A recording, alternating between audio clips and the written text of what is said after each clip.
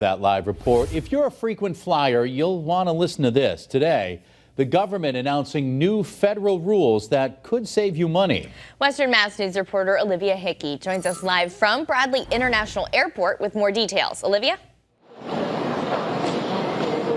Abby and Chris, just to name a few, airlines are now required to issue full refunds within 7 days for drastically delayed or canceled flights. Now, this avoids the hassle of contacting the airline or receiving credits or vouchers.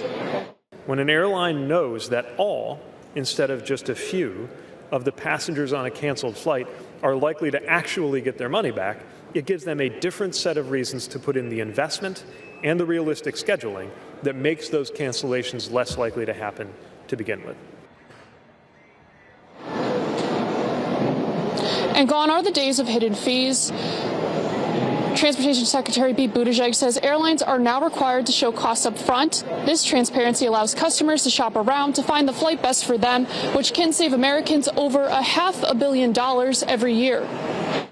And we know that that transparency made a difference because within days of my letting the airlines know that it was coming, we went from 0 out of the top 10 to all of the top 10 airlines guaranteeing in their customer service plans that they offer things like free rebooking and meals, and nearly all of them offer free hotel accommodations.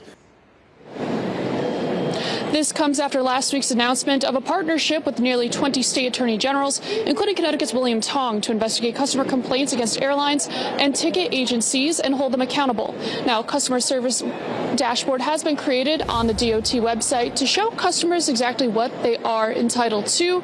If you'd like to check it out, you can head to our website, westernmassnews.com. Reporting live from Bradley International Airport, Olivia Hickey, Western Mass News.